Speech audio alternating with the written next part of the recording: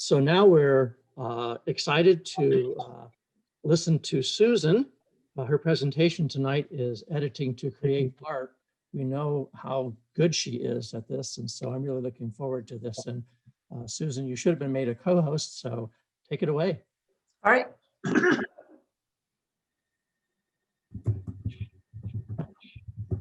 everybody see that okay? Yep. Yes. Yes. We'll put it in show mode. All right, how's that? Right. Good. All right, so thank you for allowing me to speak. I'll have to say, you know, all the images that I saw tonight are just outstanding.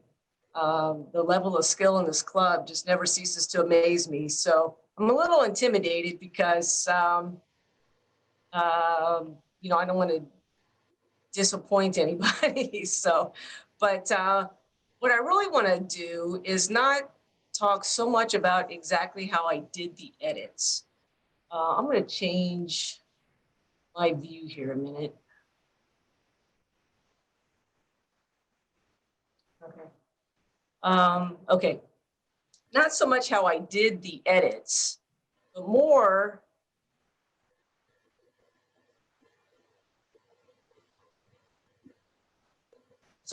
sorry, I'm kind of changing how you all look to me so I can like look at everybody.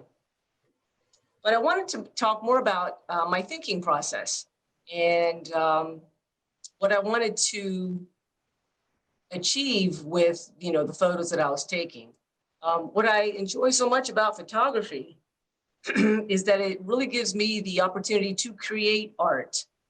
And as long as I can remember, I wanted to be able to create art. And I've always dabbled in it. I never took it in high school, never thought I was good enough. I'm not a person who can visualize something and put it on canvas, but I can replicate things. And that's, you know, when I sketch and I draw, I can look at something and replicate it. I did a lot of work with pen and ink in high school where I did pointillism. And I mentioned that in pointillism, I would do portraits of people, or I'd tear a picture out of a magazine and the whole thing would be dots. And it was tedious, and I enjoyed doing it because it looked like it was nothing. And then when I was finished and you looked at it from a distance, it looked really cool. It was just all dots. So a lot of the stuff that I do is pretty tedious, using the pen tool, cutting things out. I can, you know, tolerate the tediness of those tasks pretty well, I think, just from just my nature. So again, you know, this just really provides me a nice opportunity to create things that I normally could not be able, you know, would not be able to create as not being a natural artist like I would love to be. I think that would just be the most fun thing ever. So I'm not gonna, like I said, not to talk too much about editing. I please want everyone to ask questions. If something comes to your mind, just break in and ask me a question. It's like, hey, how'd you do that? But I do some basic things, and I'm not going to talk about these. I'm going to post this. I'm going to post this, and you can look at it later because it's like being a lecture. You know, and everyone to fall asleep on me. But I do want to just talk about this a little bit. My Photoshop skills, I basically learned just by picking around Photoshop, and I really have been able to accomplish a lot just by doing a very few simple things. I think there's a lot of members in the club that just completely outshadow me on their knowledge of Photoshop and their skill level in Photoshop. But I've been able to accomplish a lot with some very basic skills. And one of them is just being able to make layers. And when you make those layers, you can do basically easy edit and transform. That to me has been the most valuable tool to me. I can manipulate the layer to make it do anything I want it to do. And then if I just make a simple layer mask, I can then erase it and unerase it to make things blend very nicely. So I know all of the things that I'm talking about, most everybody in the club can do. if anybody ever has a question like, hey, how'd you do that? I'd be glad to sit down with you, bring my laptop and show you exactly how I did something. That would be kind of fun to me. So I'm going to talk about just different ways that you can create art with some techniques, both in Photoshop and within camera. I'll talk about creating composites, using cutouts, backgrounds, and overlays, actually creating something from nothing, which is kind of fun sometimes, using reflections and refractions, using lens balls, miniatures, which I love to do, using oil and water photography, something that's called altered reality. And then a category that I like called real versus imagined. What it really looks like when I took it and what I imagined it to be, and I can transform it into what I imagined it to be. Club themes as a way to really increase your skill. And then a little bit about new things that I'm doing with actually creating art and helping me visualize it by putting it on a wall so I can see, hey, is someone going to buy that or not? So let's go with this. So let's start with composite creations. Now, I think everyone has probably seen this. And this is one of my favorite composites. I don't get out much. And so when I do, I get pretty excited. I took this in San Diego. And when I went to San Diego, I was at a conference. And I was expecting glorious sunsets and beautiful beaches and all of it. And this is what I saw. I saw something called June gloom. And June gloom happens about 2 weeks a year out in San Diego where there's just no sun. And so with this composite, I was out after the seminar and I was driving around and I passed this museum. And I was just so amazed by the ships that I saw. So, of course, I didn't have my tripod. I snapped a few shots and they were cool. I mean, they're okay. This is what it looks like out of camera. This is my initial edit. And I don't even think it's competition worthy, really, because there's so many distractions in it. So I was really disappointed when I got home and started to edit because I really envisioned it on the ocean. And, being in San Diego, I did drive up the coast and snapped a couple of sunsets. I got lucky because as you went up the coast, the June gloom went away. And so there were some colors, but you can see the basic edit here, even after a crop, the basic edit, I did add, I didn't want the person in the photo, and I certainly don't want this stand. I did add a little bit of extension here, but it's just a distraction. And so is the submarine in the back, as cool as the submarine was. So it's, I think it's an okay photo, but it's definitely not what I envisioned. So as I looked at it, I thought, I really need to put that, on a nice looking sunset. And so I started with the pen tool. This was actually the first time I tried to use the pen tool. And when I look at it, I was like, I must have been a complete idiot to try something like that for the first time with a pen tool. And does everybody know what the pen tool is? It's a way that you can select, but you can be very precise with your selections. And when you make selections, if you want to cut out something, there's lots of different ways. And there is no perfect way to do a cutout. A lot of times you have to use a combination of a bunch. But this one definitely was a candidate for the pen tool. Susan, did you use a Wacom tablet with a pen or a No, mouse? I didn't. I did not. I did it all with a mouse. And did you cut out all of those ropes individually? Yes. How many days did that take you? Pardon me? How many days did that take you? Well, because I was new to the pen tool, there's a high learning curve with the pen tool. And so I made a lot of mistakes. And at this point, I was not using layer mask, Josh, if you can imagine that. I was not using layer mask. I didn't understand them. It didn't make sense to me. And I was too new to Photoshop. So, let's see this next one. You can see the rigging. It was a real challenge, but when you're doing something like that, just zoom it up as close as you can, and just it is tedious. Again, like I said at the beginning, I'm very used to tedious work because it's my nature, I think. And with my pointillism art, I just got used to just stick with it. It's going to be cool when you're done. don't lose faith. You know, a lot of times when I did my pointillism, I would just go, I'm done with this. I'd put it away for a couple of weeks and look at it with refreshed eyes and kept going, and I would finish it. So I did toil away at this. Now, what was extremely frustrating is when I finally did get it all cut out, that's just a portion of what you're seeing, is that the rigging picked up the blue from the sky.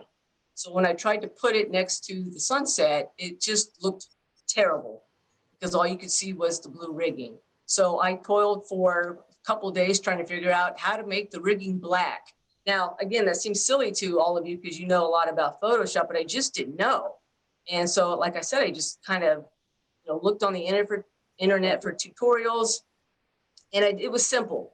I just put a black overlay on it, and it's like, duh, now that's my, first thing I would think of. But at the time I didn't. So with a black overlay, I put the black overlay on it, and then I just merely erased, the ship and the sails. Again, I didn't use a mask. So, when I made a mistake, I had to do it again. So after I figured that out, so that's the basic progression is right here. So here's the out of camera, the first edit. This is what the ship looks like, all cut out. This was my sunset that I had. And then once I had both, then I put it together, started to, get the proportions right. I ran it through, an HDR filter and decreased its effect. There was a lot of patchwork I had to do with the waves. I did a lot of copying and pasting of waves, making extra layers, and then blending them, if I needed to hide something. So that's kind of what you're seeing. Can you see all of it, or is your Brady Bunch pictures blocking it? No, we can see it. Okay. You can minimize the squares. Okay. All right. So you can see, I did apply an HDR effect to this. Again, when I do apply a filter like that, I don't go full force with it. I try to take it back as much as I can, just because I want it to pop. And so that, that was a basic composite. When you do composites, it's the hardest thing is you have to use your own images. And, you can't lie about it. I'm not going to say, yeah, I saw that in San Diego, and everybody would think, yeah, right. It's like I didn't. You have to say, no, it's a composite. And to me, it's art. It's what I wanted to see. It just wasn't that way. So I made it so. And I made it so. Does that make sense? All right. And here's another view of the ship. Again, just atrocious. I mean, it's such a cool ship. This ship actually is a replica of the ship they used in the movie Master and Commander. So it's called Her Majesty's Ship Surprise. And this one just sold recently. A guy just had a thing for 18th century ships. And so he bought this one, and then he's going to come back and buy the Sunset ship. So again, it was just a way for me to envision. When I was looking at this, I just thought in my mind, wouldn't that be cool if there was a great big moon like you see those pictures? And so that's what I did with it. I did another cutout. It was a whole extra cutout, but I kind of lucked out a little bit with that cutout. Because I left it by the blue sky, a lot of it I didn't have to cut out. I mostly concentrated my cutout where the moon is and a little bit above it. So it wasn't a complete cutout. So there's another composite that I think everybody has seen before. And it really wasn't that hard to do. You can see I made it with a lot of layers. Again, this is in my knowledge where I didn't no layer mask yet, where I was just simply erasing, but it was actually pretty easy. And this was the original shot. And so, of course, it looks like nothing. It's just not competition worthy. It's just nothing. And so I thought, well, let me cut this out. So that's how I started it. I started to cut it out. I did an initial crop, and the initial crop looked terrible. I thought, well, let me turn it black and white. Still looked terrible. I thought, well, let me cut it out and put it by a background. It looked boring. Still looked terrible. And I thought, well, I need to add some kind of background to it. So one of my favorite shots that I took, this is just my day at the zoo. And I just took regular, shots. They're not great, animal shots or anything. Was the giraffe photo. I just really loved the shadows. And I thought, well, let me put it the giraffe behind it. And as I did that, I thought it looked really cool. I mean, when I made this, I had no intentions of making this image. It just developed on its own. And it started that way. So once I got the giraffe image into the composite, I thought, well, I'm gonna go back and look at all my photos and grab them all and make a composite. And this composite was actually not hard to do because they were all shot at the same place at the same time. So the lighting was the same, the zoo backgrounds are all the same. So blending it was super simple. So again, it just was a happy accident. And you know, everything that I do in Photoshop, kind of I just learned along the way, and I just learned different things. And now this is another tool in my tool belt. Any questions about that one or anything? All right, so next category is creating art using cutouts and backgrounds. And I use this a lot because I think a lot of neat pictures, but on their own, they look terrible. There's too many distractions in the background. And so I picked out these two to show. This is the one I entered tonight. It didn't place, and I knew that's a risk. A lot of times people don't like hot rods and things like that, but I'm okay with that. This motorcycle is sitting in the U.S. Air Force Museum right now, and it was made by Orange County Choppers, and they made it as a recruitment motorcycle to take, you know, to events to recruit for the Air Force, and they modeled it after the F-22 Raptor, which is why I've got the Raptor in the background right here. You can see all the details of the bike are Raptor F-22 related. So I was so excited when I saw this because I thought, yay, it's got a green screen. The cutout's going to be a piece of cake. All I need to do is the magic wand tool and boom, it'll be done. Boy, was I not right. It was bad. I actually had to go back twice because the first time I went there and saw it, there was all kind of ropes and all kinds of things in front of it. I didn't get any good shots. So I went back and the ropes were still there, but I moved them and the guard was watching me and I'm like, I'll put them back. I got to get this shot, got to get this. And so I took several from different angles and decided upon this one. And then, you know, I have to do a cutout, right? It doesn't look good right behind the green screen. So this just kind of shows the progression of the cutout. Again, a little bit tedious. My biggest problem with this cutout was the green screen that I thought was going to be my friend was my worst enemy because the motorcycle picked up all the green tinge. And so it was really bothering me that I had all this green showing in the fenders and all over the motorcycle. So what I did to get rid of that is I just went into the raw filter, desaturated the green.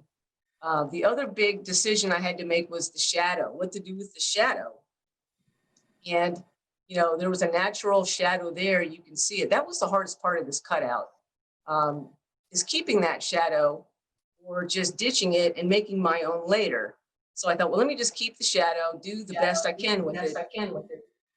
And if I need to, I can, you know, take the shadow out and make my own. Okay. Is there a question? Oh, I thought I heard somebody. So I did make the shadow black and white. And how I did that, I took my selection tool, I selected this area right here, did a copy, I did a paste in place, then I turned it black and white, and then made a mask, and then erased to show these parts that have color. And that's how the shadow is black and white. So when I was done with that, I thought, well, it's kind of boring. It's the cool bike. It's still kind of boring, but I wanted to kind of emphasize that F-22 theme. So I looked in my archive of air show shots, and with my amazing 105mm lens, I got this F-22 in the sky. That's about as close as I could get. So again, I did another cutout, and to make the illusion that it was moving, I blurred the F-22 and added that to the image.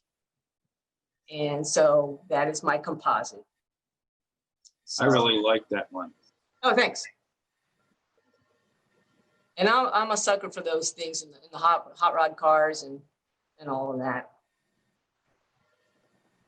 So here's another composite, or not a composite, a cutout on background.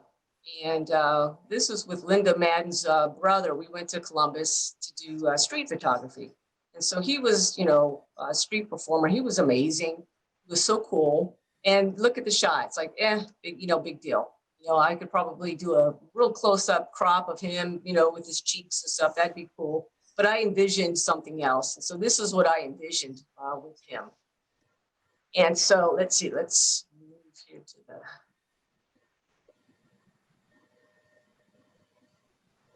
So I did want to do something artistic with it. And, this is what I came up with. I like making these shadows. I've done them in other prints. People sometimes ask me how I make them. And so how I do it is, I've got him cut out. And so if you can imagine him here, so I will move him to a part of my background. I'll do control click to make the marching ants show up, to make the selection show up. Then I turn the layer off. It makes him disappear. All right. Then I just merely copy this. And then when I paste it, it's this color. And when I move it, and he shows up. Okay. So that's how I made all these cutouts.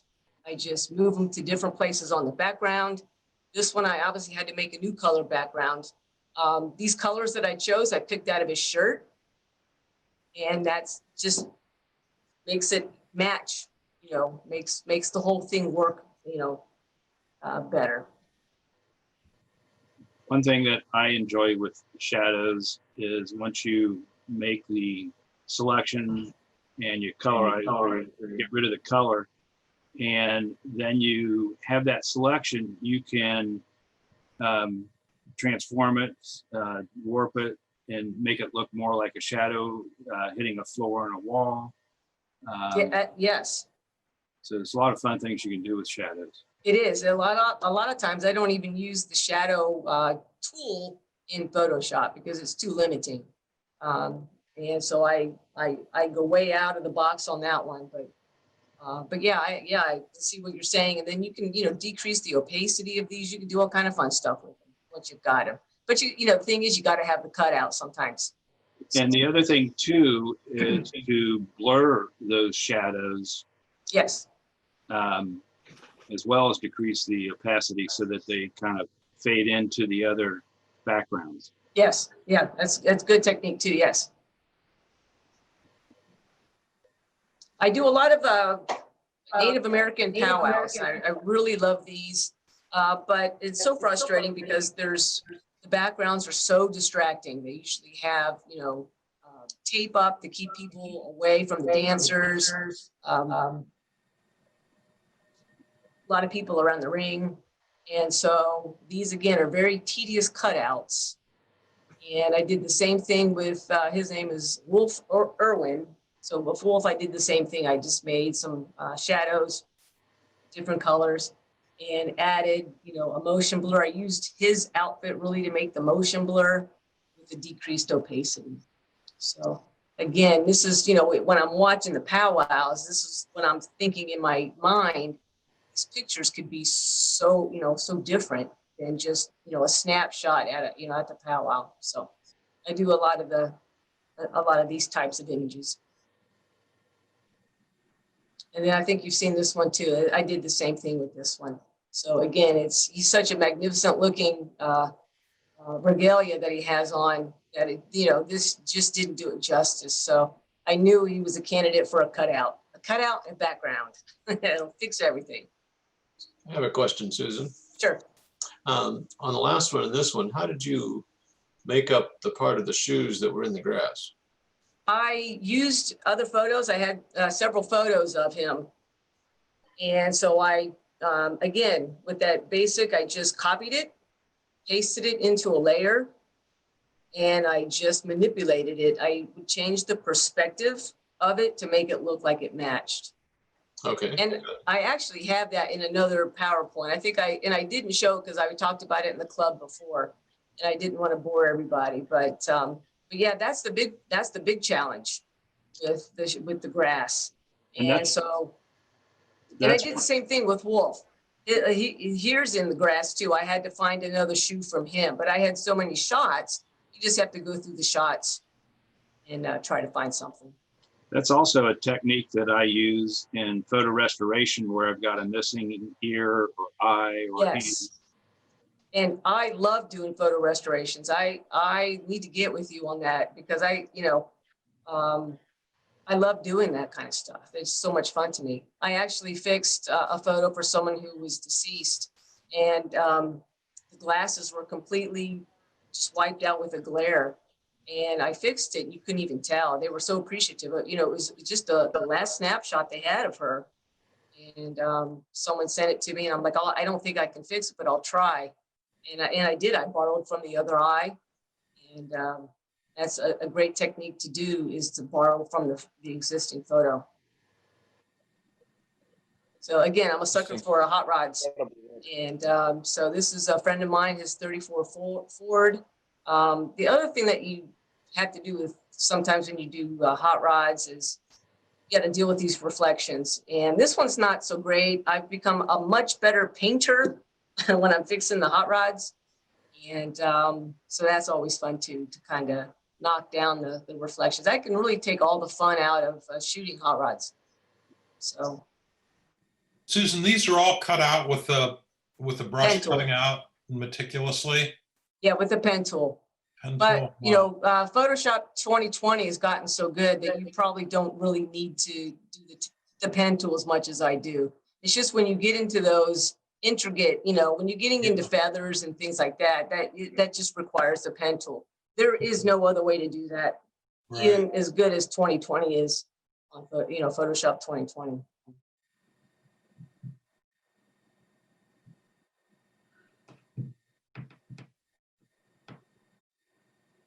And so again, I was at a Civil War encampment, and again, not a bad shot, but you know, look at the background. You know, I could blur it, you know, whatever, or I could cut it out.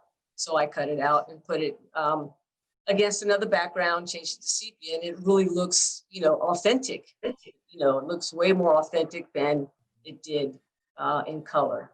So it's just a lot of fun. It really, like I said, I do this because it allows me to create things. Amazing. Really nice. And his name is Rufus. I don't know his last name.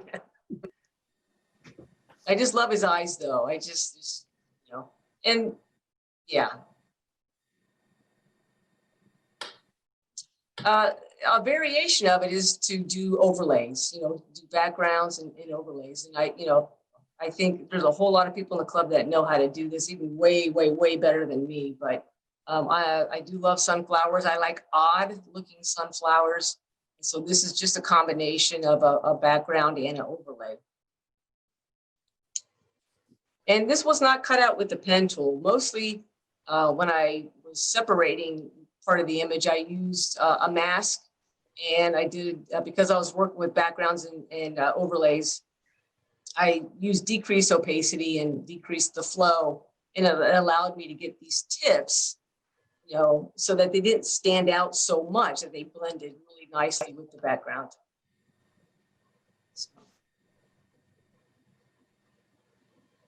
So this is a category I call creating something from nothing. So this was really something from nothing, but I can't take all the credit for it because I did have an idea. Someone came to me, and I did start with this basic idea. Someone came to me, she is a big guitar player. She handed me this photo, showed it to me, and she said, can you make me this? Make me something like this. And I said, oh, sure, that's easy. All I need is a stand of trees, a moon, a reflection, I got it. Wrong. I was way wrong. It was a lot harder to come up with something than it looks. And so I want to show you kind of how I developed this composite. So with the idea in my head that this person wanted a guitar, I was at Sharon Woods, and here is my guitar. So these images are the images, most of the images that I used to make this. This was the first image. I didn't shoot the falls thinking, oh, I'm going to use that for the guitar. And I didn't. I just saw a guitar here. Here's, you know, the neck and all of the parts. I thought, well, it's something to start from. Let me just start there. And so these are just pictures that I took at different parks, you know, Sharon Woods, West Milton Falls, the Inglewood Dam. And as I started the composite, I started looking through my photos to see what I could use to make the pieces of the guitar. So now don't laugh at some of these, not yet. You can laugh at the next screen, but I just have this screen to show you what components make up the guitar. So, you know, here's the main part of the guitar. Again, I used the waterfall from Sharon Woods to make this component. I used shots from West Milton Falls to make a lot of the waterfall here. This is a shot from the Inglewood Dam that I used as a base down here. And then I had various shots of trees and leaves that I used. So this is not the whole progression. This is like 6 of the 30 versions of this thing. This took me about 9 hours to do, and I actually finished it in one day. And I started it in the morning. I thought, let me just start this thing. And I was so intrigued by it, and was so frustrated by it that I kept trying to make it better. And it took me about 9 hours. And you can see how crude it is. I mean, I was ready to quit after this right here. I thought, oh, but that's really stupid. I'm going to quit. But I didn't. I just kept going and kept going. And it wasn't really until I found I could use this as a waterfall. I started looking, like I said, I started looking through my images to see what could I use to make that part of the guitar. And after I did that, I calmed down a little bit. I thought, oh, okay, I think I got it now. And it started to progress from there. And I just started adding little things to it each step of the way. Again, it was about 30 different saves. Okay. This is what it looks like. I can show you some of the layers. Again, there's about 30 layers, and there was more than 30 layers. Again, at this point, I did know about layer masks, thank goodness, because it really saved me. Now I can't do anything without making a layer mask. And so this was kind of what it looked like before I tried to make it pop, basically. And so here's the final version of it. And so the final things that I did to it to make it pop is I ran through a paint program called Dynamic Auto Painter. And again, I erased the effects. If you've ever used it, it just gives you an image. And then it allows you to retouch it. So I went in and retouched it, and I just knocked down everything that was just too strong. But what it did, it gave me those rich colors. That was after those rich colors. And so I ran it through that. I ran it through Nick Detail Extractor to kind of bring out details a little bit. And then I just fixed flaw after flaw after flaw. If I found something that I didn't like, I fixed it. Again, I might just copy a portion of the guitar to paste it somewhere else and blend it. Again, that's mostly how I make a lot of my edits, is to draw from the picture and repair things. So it really wasn't until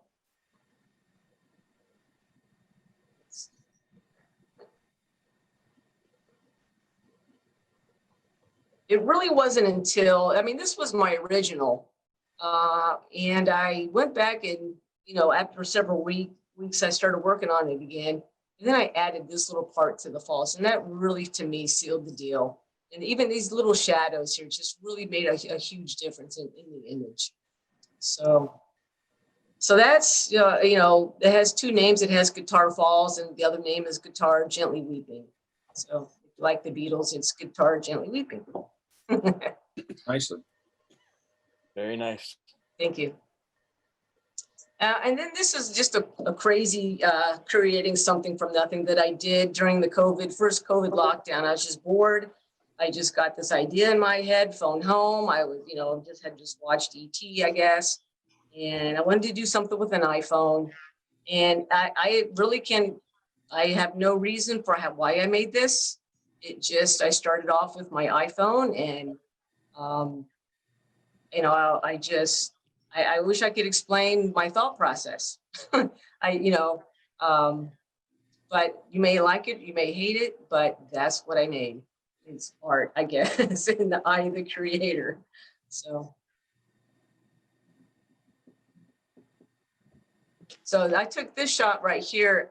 If you know where the Celestial Restaurant is in Cincinnati, that's from the overlook up there. So now this is a composite. I actually went up there to watch Firework Friday from a different vantage point. So this was at sunset. And then this actually was where the fireworks were when they were shooting the fireworks for the Reds games. So this is a composite.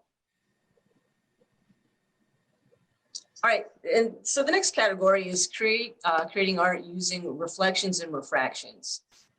And I know I'm not the only one to love reflections, especially puddle reflections. And that's basically with the reflections what I'm talking about.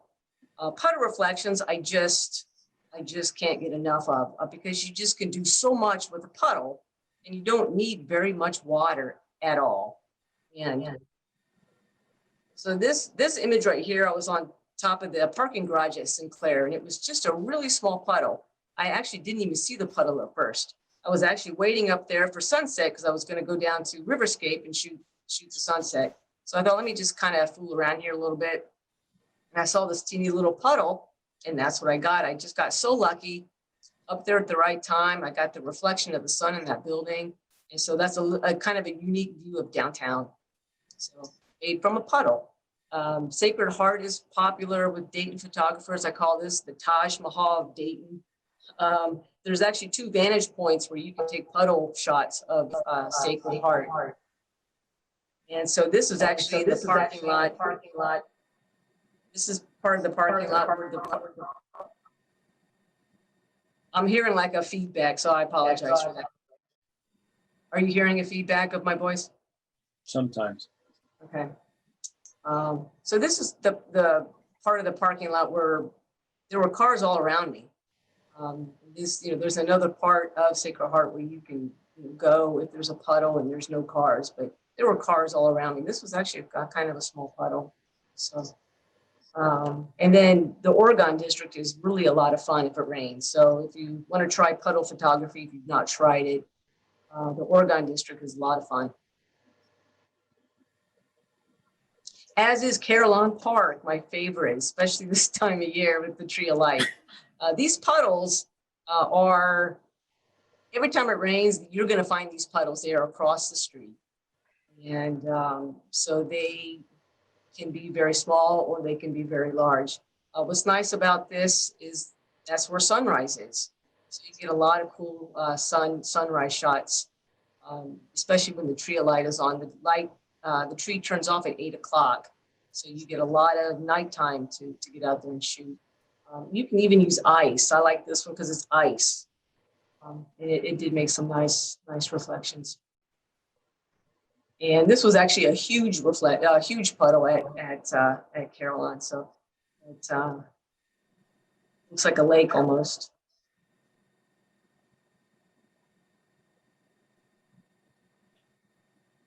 Here's an interesting one. I entered last year. It didn't score all that well, but it did better at the end of year competition. And this is a car show. See, I go to a lot of car shows. It had just rained and a little bit, but there was a small puddle here. And I actually had to cheat a little bit on this one. I had a bottle of water and added some water to this puddle because this is what I saw in my mind.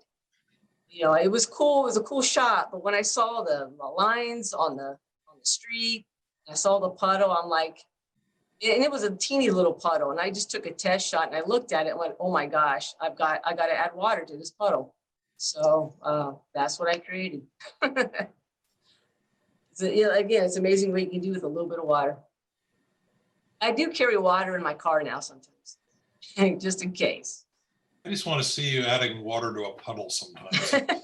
I did that. I have one that I'm going to enter in competition, which is why I didn't put it on here. But I added water to it. And there's a little building right there. I actually had to keep going in the into the building and filling up my water bottle to add more water because I just needed more. So refractions, I think everybody probably has played with the refractions. These aren't so great, but they're just fun. It's just a way to create abstract art. And the secret to it is just having something really cool, you know, to use as your background. You can use scrapbook paper, works really nice, colorful scrapbook paper. You can see my high-tech setup here with my Campbell soup cans. And so one thing though, if you've not done this before, I think the big trick is when you put the water drops on the glass, use Rain-X on your glass, wipe off the Rain-X. Otherwise your drops just don't stay round. They just kind of melt away.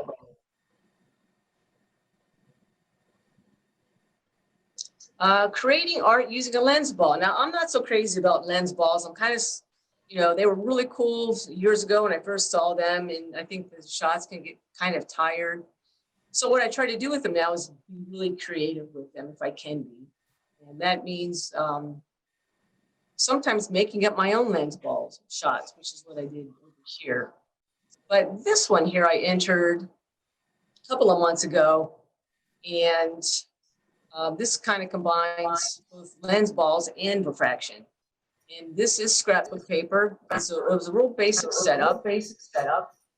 If you do something like this, I would recommend, when I first did this, I thought, well, I need some cardboard. And so I taped it to cardboard and did the shots, and they really didn't come out very nice. So I did it again, and I just taped the paper with Scotch tape by itself. Just put it in my light box, and it was a lot better because the light coming through really made the whites come out a lot better. I used a flash, but I just bounced the flash off the ceiling. And, you know, this is, again, out of camera, you can see some reflections. I didn't have to do much to it at all. You can see, I didn't use the flash. There was, you know, a big reflection coming in here, but it was very little editing to do this. I did want to kind of cover this up, make it look more arty. So this is the final image right here. So I just, you know, added these components to the image, and I think it came out kind of interesting. Psychedelic. It is. The lens ball. So this is an actual real lens ball photo. Again, I actually made this in a couple of hours, not in a couple of hours, I had a couple of hours before competition. I needed black and white. And so I went into my office, and there's a piano in there. I put my lens ball on the keys. And I think it came out kind of cool. It didn't score that well at focus because people really couldn't tell what it was. But when you look at it up close, and you can start to see what it is. So you can see the piano keys were, refracting up here. These are the blinds that were over here. And this is what it looked like out of camera. So that's like a traditional lens ball photo. It's art, I guess. And so this image, I actually made my own lens ball. And it's not a real lens ball, obviously, because it's huge and it's not reversed. But this is the chapel at Calvary Cemetery. And I did luck out one day, and they had it unlocked, and I was able to go in and take some pictures. So I draw from those pictures sometimes to make other art.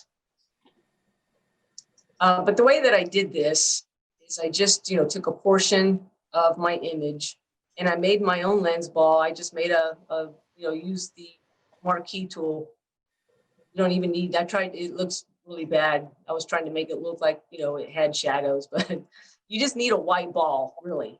And what I did with that, I pasted it on there, and then I used Edit, Transform, Warp. I used the Warp tool and kind of squished it all in there. And I used fisheye. So once I had it warped, I used fisheye. Fisheye can be found at the top of the Photoshop under Custom. And so I fisheyed it, and then I just erased the edges. And added a shadow, and there you go. art, right? Nice.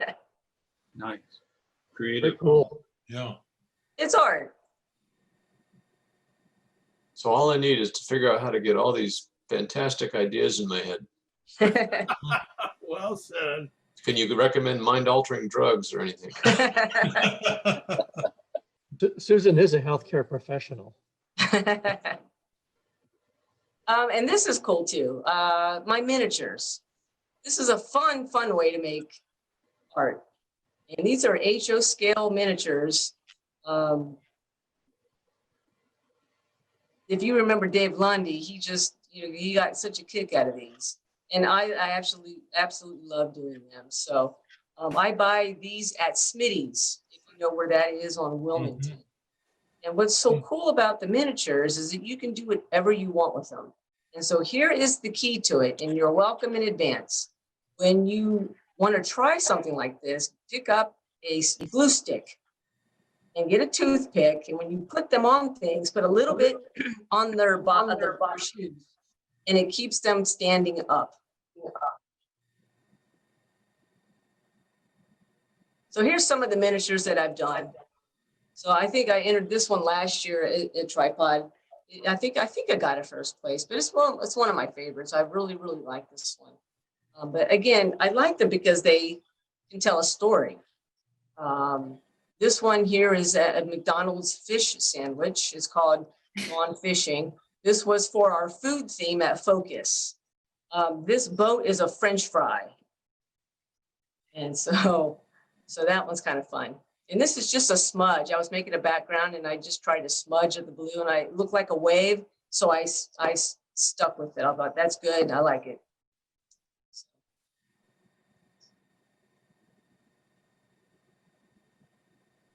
So again, I think these are really fun. It's just your imagination is the only thing that limits you. You can use them to tell a story. And, there's just a lot going on here. This little kid's watching, this guy's drinking a beer, looking like, what are you doing, bud? And it's just fun. I wish I could make this myself in Photoshop, but I didn't. I bought it. It's called Fake Food. And I bought it at a place called Just Design It. So it's fake food.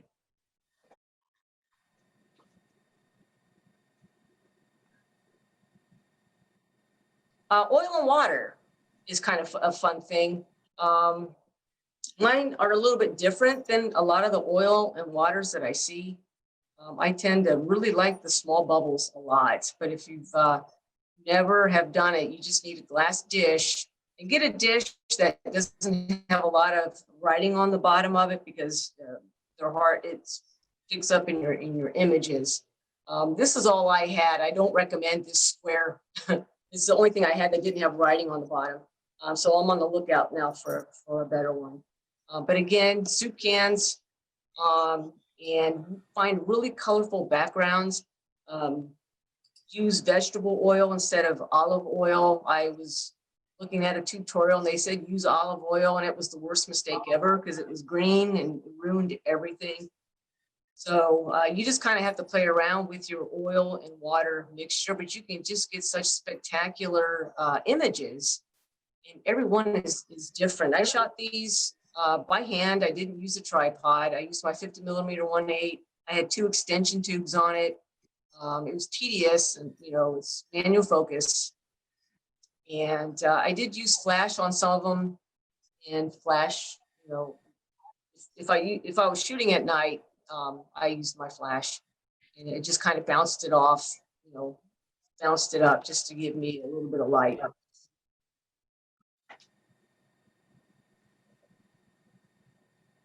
But again, when you see a lot of oil and water, they're basically, a couple of drops and different colors. I mean, it's just limitless what you can do with these. I tend to introduce a lot of bubbles. I have a syringe and a needle. So I just squirt the air in there, and I actually just let it settle overnight. And in the morning, I look where all the teeny tiny little bubbles are around the edges.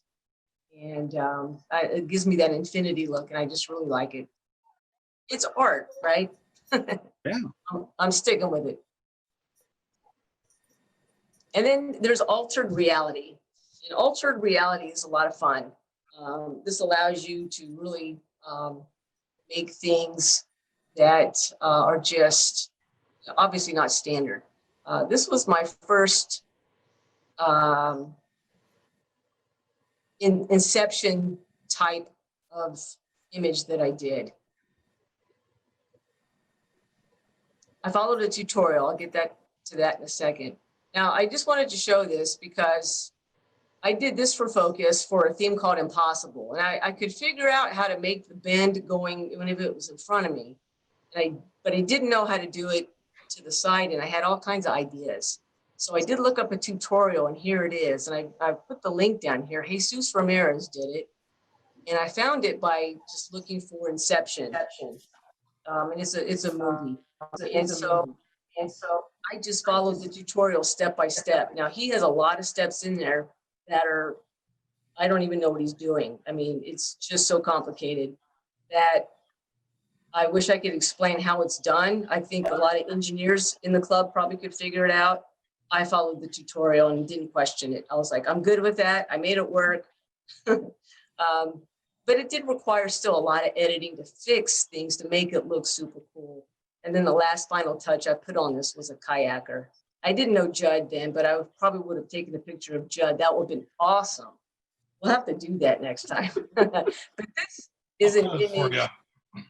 This is an image when you're standing in front of the Masonic Temple and the Art Institute. This is the view of Dayton. And so, again, it was pretty boring. It's kind of a cool photo, but it needed a new sky, right? And it needed a little pizzazz. So I used that photo for it. Some people ask me how I, pardon me? Some people ask me how I make the sky look like that, and it's pretty easy. Just go to filter, blur, radial blur, set it to zoom, best at 100%. This is what it looks like. And you can do it as many times as you want to get the zoom look in clouds if you're doing a composite or something fun. This is altered reality. This one I did for Focus 2. This is Tim Hiley, if you recognize him. I sort of had this idea in my head, and so I asked him if he would dress up in a tuxedo. So that's what we did. We went downtown, and we shot here at the Schuster Center. We also went to South Park and different areas, and took different photos of him. But this is, I really had this one in mind when I did this. And so again, one of my main tools is just edit, transform, warp. And this image really didn't come together nicely until I made it black and white. I know some people don't like selective color because it's so, decades ago. But I think this image, I think it just needed it. But this really didn't come together until I turned it to black and white and applied HDR to it. And it really sealed when I did the final dodging and burning on the piano keys.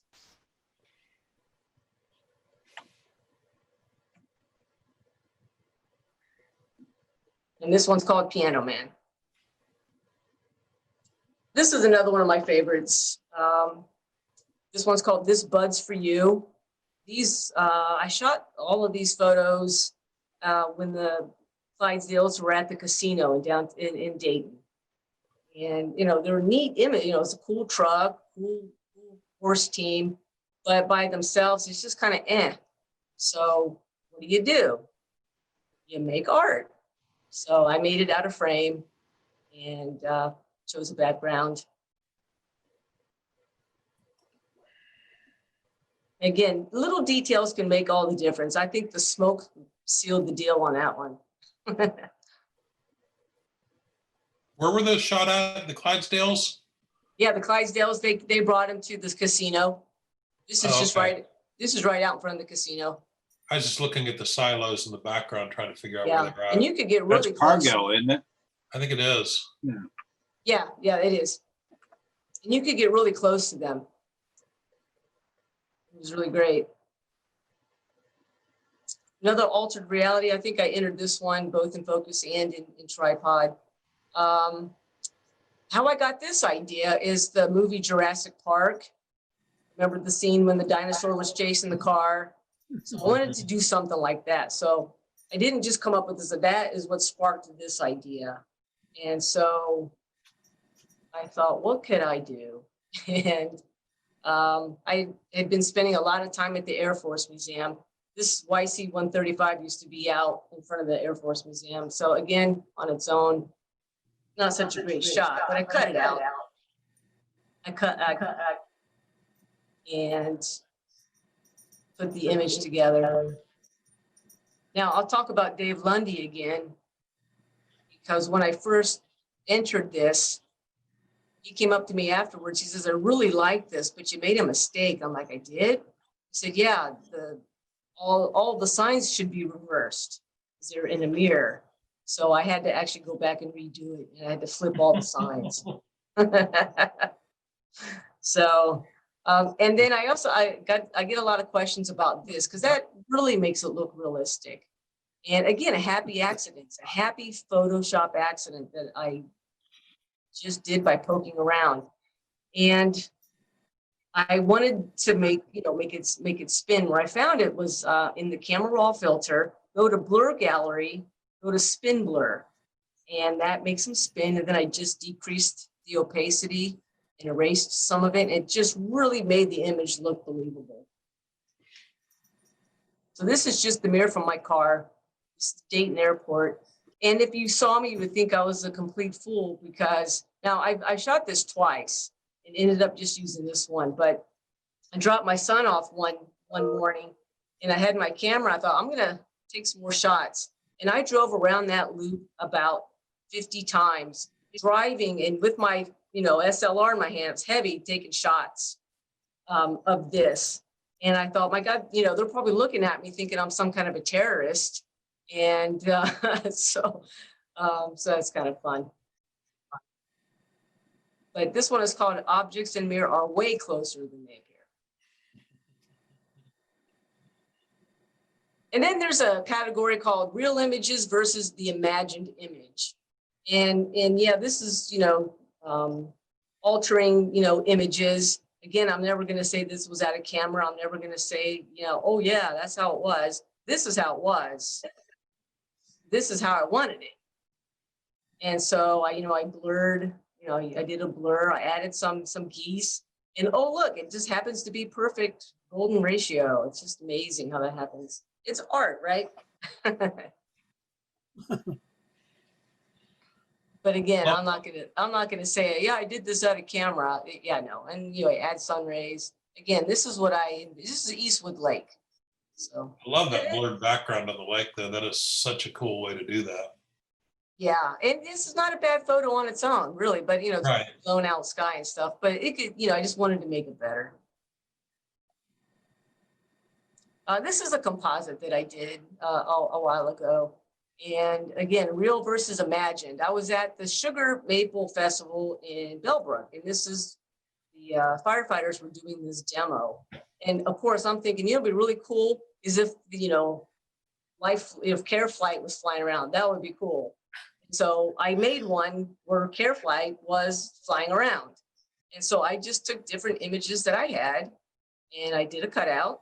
And I actually was able to get on top of the hospital at Miami Valley Hospital. I'm an operating room nurse, and I talked to a couple of people, and they took me up there and took some shots, and there you have it. This one's called Code Blue. Susan, I had a picture, a printout of that hung up in my cubicle at work for a while, because that's one of our cots. And That's what you were saying. That's right. Yeah, that's cool. I was bragging on you for how creative you created that image. Again, it's just what I wanted to see. That's all. Like I said, I just thought it would be really cool if Care Flight was flying around, but they weren't, of course. But I think it looks cooler out here anyway. There's one little thing that people might not notice that I think makes a big difference is you changed the position of that guy's head so he's looking up at the helicopter.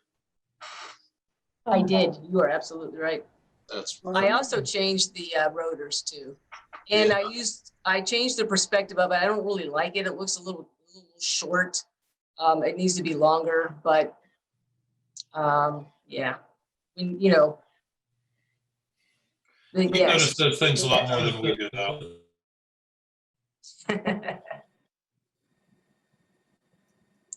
Another real versus imagined. This is the little church in Bellbrook. It's a cool little church.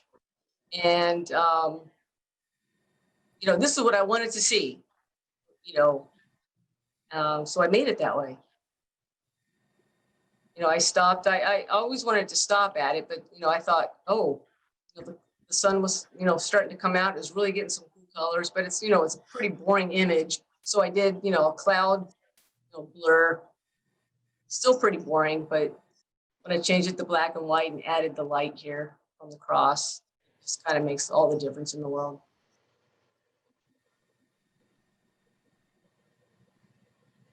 Another real versus imagined. This is Billiet Park. It was still cool. I mean, I just really loved the trail. I just loved the, you know, daisies that were there. It's not what I was seeing in my head. What I was seeing in my head was this. So again, I just blurred the trees, added the sun rays coming down on the flowers. And it's just a way to create an image that you see in your mind, but you never see in real life. What blur did you use on the trees? Yeah. I just did it. I did it in Photoshop. But what type blur? Motion blur, just motion blur. With it going up and down, Yes, straight up and down. that is a cool effect. It's super easy to do. Harder to do in camera, but if you do it in camera, the whole image gets that way. So that's why I did it in post process. And now this is a funny one. Now this is not a great image. I'm not saying it is, but this is real image versus imagined image. This is when I was on top of the Roebling Bridge and we were waiting for the sunset and we all brought our lens balls up there. But it just was kind of right? You know, of course you have to take 2 shots. Not such a great lens ball shot. So I did the same thing. I made my own lens ball shot. And I'm not going to pass this off as real. I actually posted on Instagram. Somebody thought it was real. And I said, no, it's not real. I was really up there. And I was really up there with a lens ball. But they didn't come out so great. So I made it a little bit different. How did you get up there? I won a contest. They every year have a Roebling Bridge contest. Oh. And so I entered a bridge, a black and white. They had a black and white category. They actually had a lens ball category. And they had a drone category. And then they had professional and amateur categories. And so they picked 3 professional and 3 amateurs. And we won based on popular vote. So we voted. Everybody voted. So, I mean, it was like a dream come true. I mean, I can't begin to tell you it was a dream come true. So I got lots of stories to go with this on ask me a tripod. I'll tell you the story. What happened on the way to the Roebling Bridge.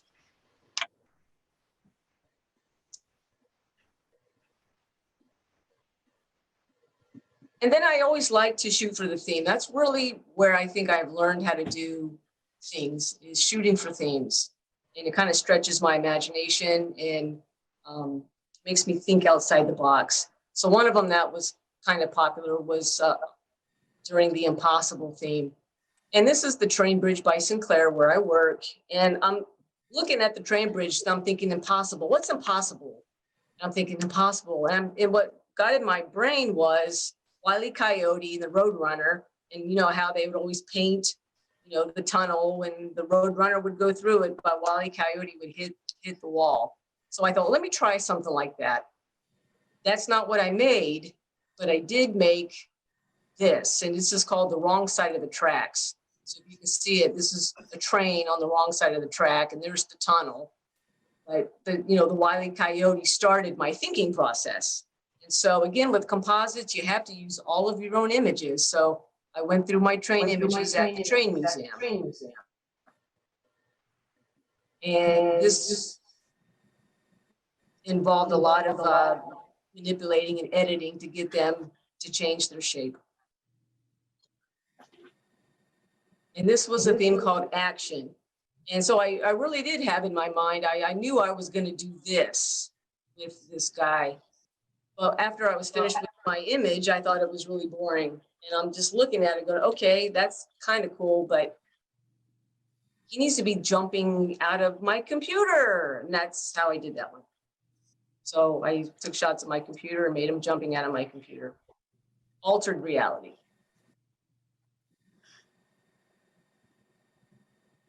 The other thing that I do is sometimes I just follow tutorials. Now, I followed this straight. This is the image from the tutorial, and here it is if you want to try it. This is really, really hard. And this is my image of it. And so I do that so I can learn things. This was so far out of my league that when I first tried it, I almost cried and I said, okay, I can't do it. And, you know, about a year or two later, I tried it again when I had more Photoshop skills and it wasn't so overwhelming that I tried it again. So I would never sell these or anything. It's just because it's not my idea completely. It's a ripoff, a complete ripoff. So, but I did make some cool images from it. If anyone wants to try it, there you go. I want to thank you, Susan. I'm going to say goodnight. Wish Okay. everybody a happy Thanksgiving. All right. Thanks, Bruce. Hi, Bruce. And I'm just about finished. So what I'm trying to do now is actually really make art for walls. I mean, to try to sell art. And so when I do make something, I like to put it on a wall to see what it looks like. And also to help other, you know, buyers say, hey, that will look good in my bedroom. Okay. And so this is, you know, my lonely tree. This is the tree from Calvary Cemetery. I just did a real simple background, shadow, and made my own lonely tree.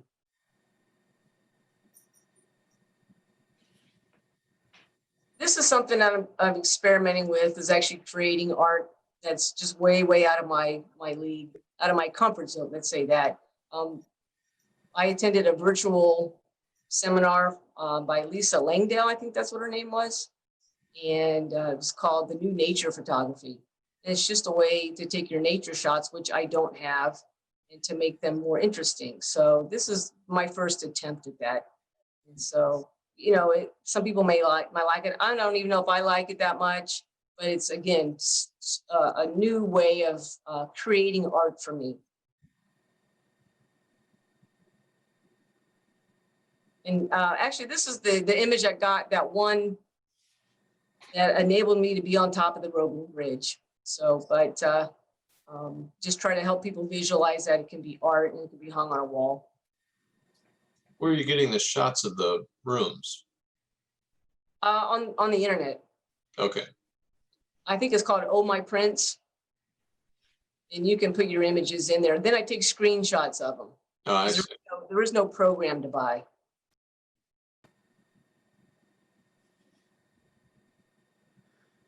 And really, that's it.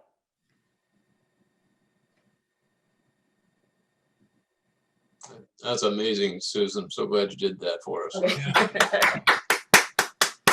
Okay. Well, Susan, I think I can speak for all of us to say, oh my gosh. Such an imagination. Yeah. Well, I think the same thing when I see your images at Tripod. It just amazes me. And so I always feel less than. I really do. I mean, it's like, oh my gosh, I've got so much catching up to do. So, whew. Well, whenever I hear someone say, well, this is super easy to do, I know I'm not going to be able to do it. You said that several times tonight. I think what we saw was a combination of imagination, artistic vision, and technical knowledge. And the way that you brought all that together was just enthralling. It really was. Thank you so much. I know other people If anyone just really wants to ask me, like, or show you how to do it, I'd be glad to do that. Sounds fabulous. Is this going to be on the web for us to take a look at again? Yes. Great. Awesome. Great. And I can post Terrific. the PDF of it too. I'd love to see Thanks that. very much. It's Oh, fantastic. what a wonderful way to Thanks, Susan. That was amazing. Okay. start a Thanksgiving week. And thanks everyone for your contributions tonight, and Paul and Kevin, who's gone now, and then Susan for really topping off of just a wonderful evening. Thank you. Yeah. All right. We'll see you in a couple of weeks. See ya. Thanks, everybody. Bye. Thank you, Bob. Great job. Thanks, Night. guys. Thanks.